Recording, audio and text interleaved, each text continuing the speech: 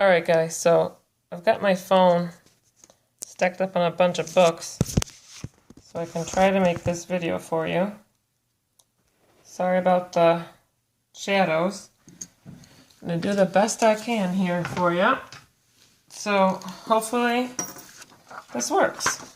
Alright, so you should get your new packet. All of you guys, your packets, you guys know where they are. They're by the sink, back of the room.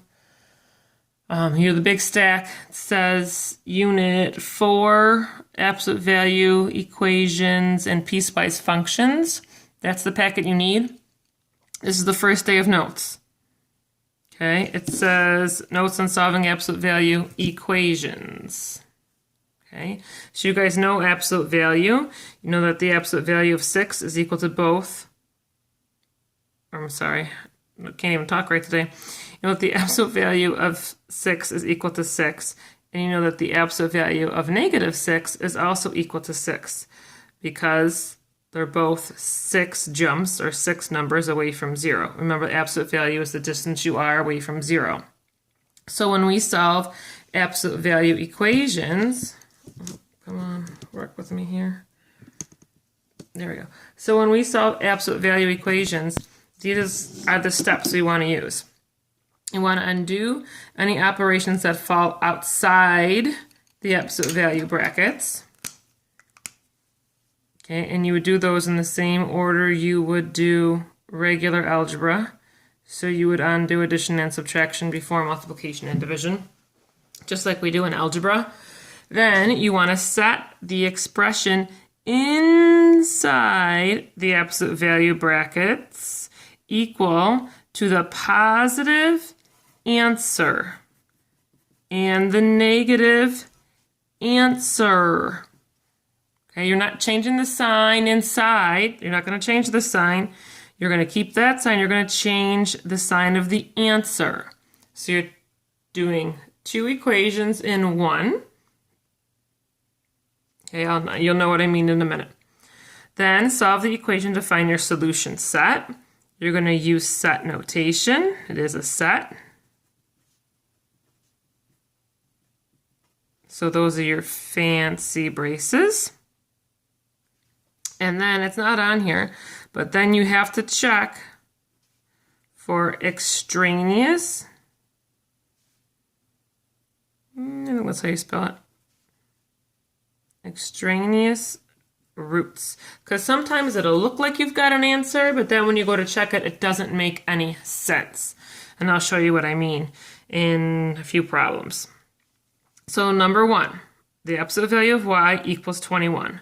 So right off the bat, you guys should know, without even doing any math, that y could be 21 or it could be negative 21, because the absolute value of both 21 and negative 21 equals 21.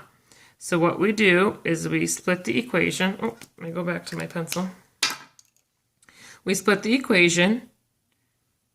Okay, we write, how do I want it? We take it out of the absolute value sign, so I think that'll be easier for you guys.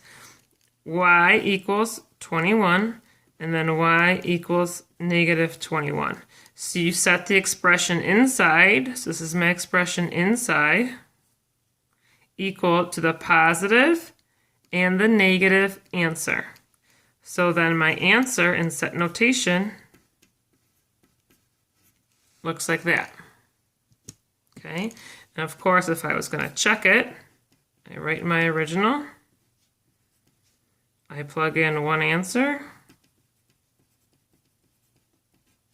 I write my original,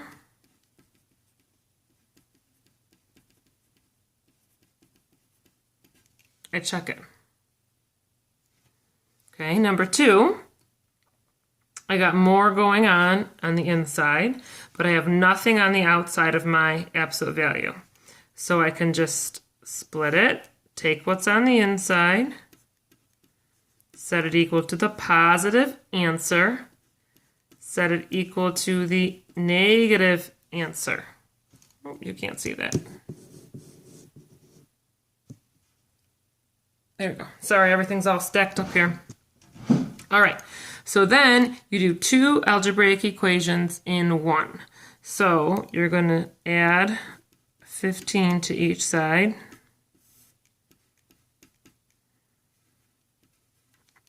And you're going to add 15 to each side over here. Okay, so your answers are 7 and 23.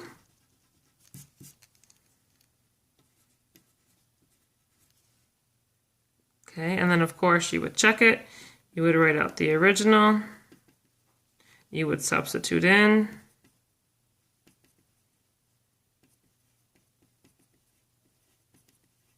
Checks.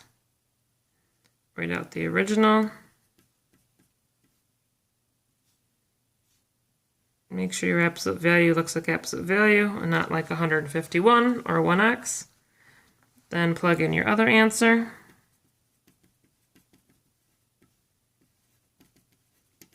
And the checks. Okay, over here, process is the same. Let me slide over again. Okay. Fold this down. There we go. So over here, the process is the same. Positive answer, negative answer. Okay, subtract 15 from each side. Negative m equals 3. Divide by negative 1. M equals negative 3. Subtract 15 from each side. Negative m equals negative 33. M equals 33. Set notation. Okay, for the sake of time, I want to make sure I get through a couple more of these with you guys. I'm not going to check that one. Okay, come over to number 4. Now number 4 looks different. Oop, I'm out of focus. There we go. Number 4 looks different because you have this 4 hanging out front. So you have to move that first. You have to ask yourself, what's going on between the 4 and what's in my absolute value brackets? Well, multiplication. So to move it, I need to do division. Okay, so you divide on each side. So now I have the absolute value of negative 2x plus 12 equals 31. Now there's nothing else to move, so now I split it. Positive answer.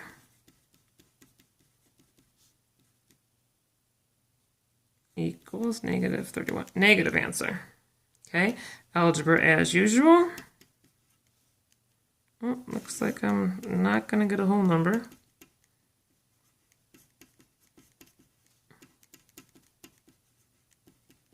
Okay, so I get negative 9.5.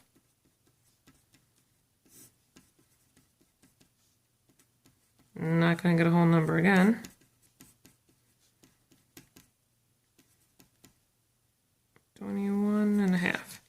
So I get negative 9.5, 21.5.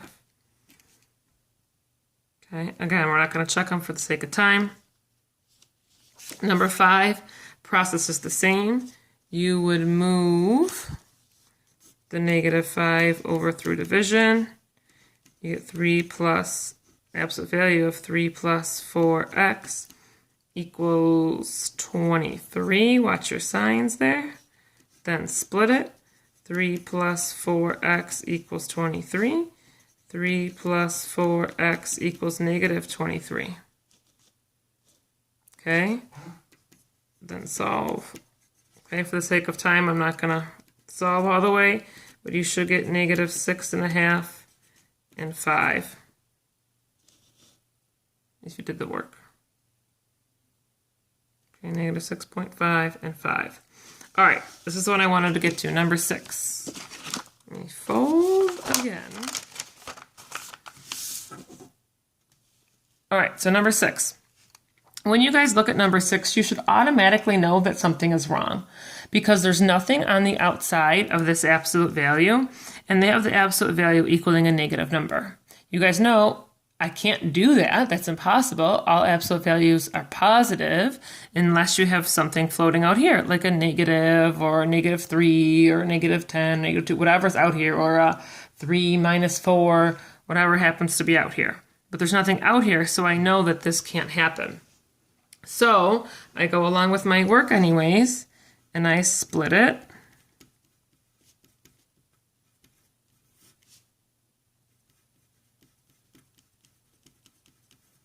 Okay, positive answer, negative answer. Solve like I always would each equation.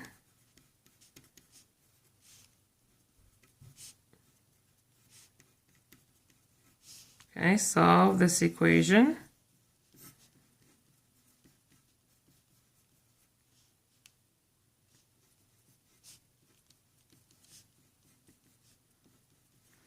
So this is where kids run into trouble because they get two answers and they think they're done. They got two answers, they're good. Watch what happens. Right off the bat, I know something's wrong. You continue anyways. So then you think, oh, I got two answers, I must be right. But watch what happens when you check it. If you write out the original, plug in your 10,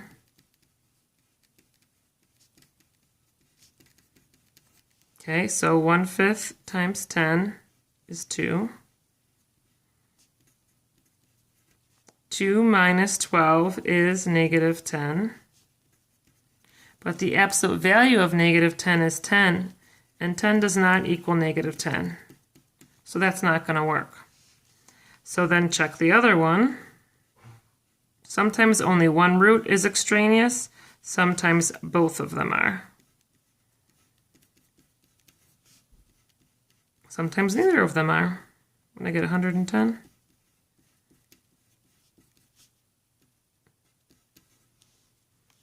So I get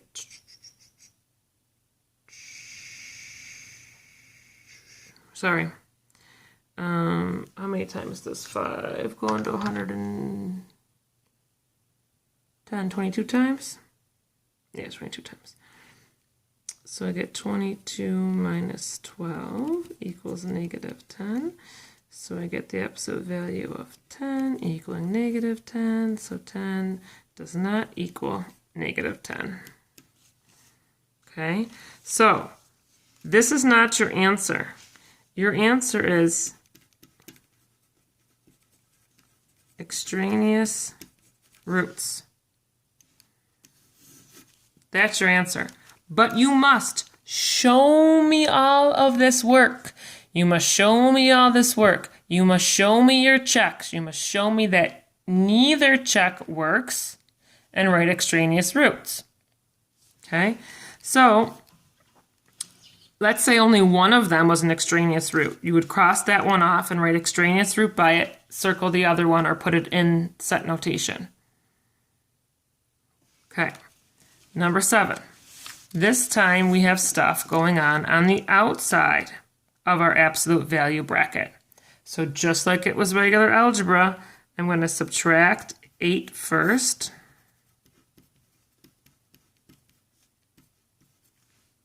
Then I'm going to divide by 3. Now I'm just down to my absolute value. So I'm going to split it. Positive answer. Negative answer. Divide by negative 8. X equals negative 3. Divide by negative 8. X equals positive 3. Then I have to write my answer in fancy braces because it's a set. Okay. All right.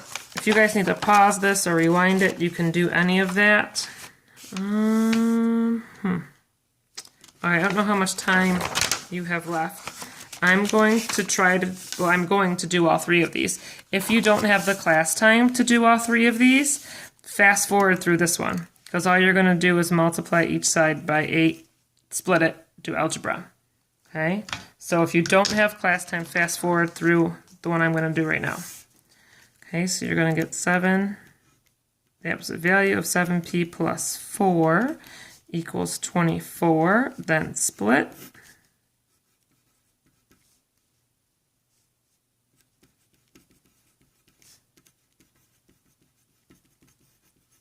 Okay, then solve.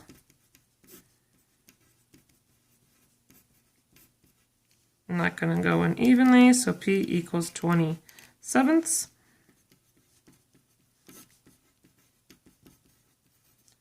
Divide by 7. P equals -4. So your solutions are -4 and 20/7. You have to check it. Again, we're short on time. Moving along. Number 12. Kids get confused here. Look at what's going on. The 12 is being added because there's a positive here you can't see. The positive 15 is being multiplied by the absolute value. So what you move first is the 12. So 15, absolute value of 5 minus 5x equals 30. Now divide by 15. Don't drop those absolute value signs. It's so easy to do. Now you can drop them. Don't drop them until it's time. So 5 minus 5x equals 2. 5 minus 5x equals -2. -5x equals -3. Sorry for all the folding and unfolding. Like I said, I'm trying to make do with what I got here at home. Okay. Subtract 5, -5x equals -7. So I got 3/5 and 7/5. You can't even see it.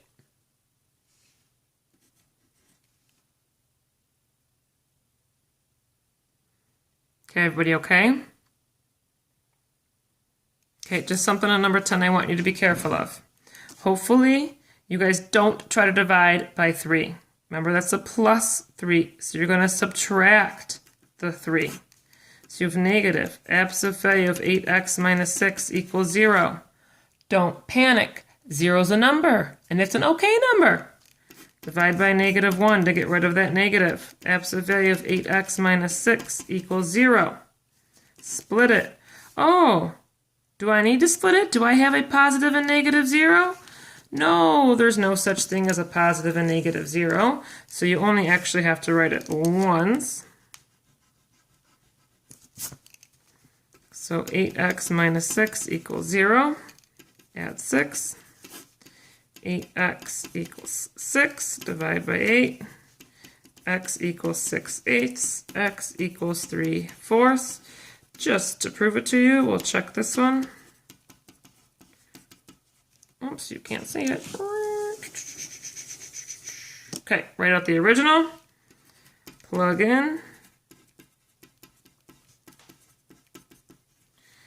So that's going to be 2. 2 times 3 is 6.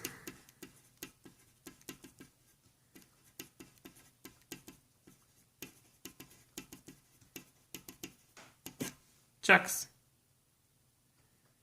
All right, I really hope to be back at school tomorrow, guys. I'm so sorry that I've been out. I haven't been well, but I will hopefully be back to school tomorrow. If you need me, use the Remind app. It's easier to get a hold of me than email. So, all right, we'll hopefully see you guys tomorrow. If not, I'll send in another video link. Okay, bye.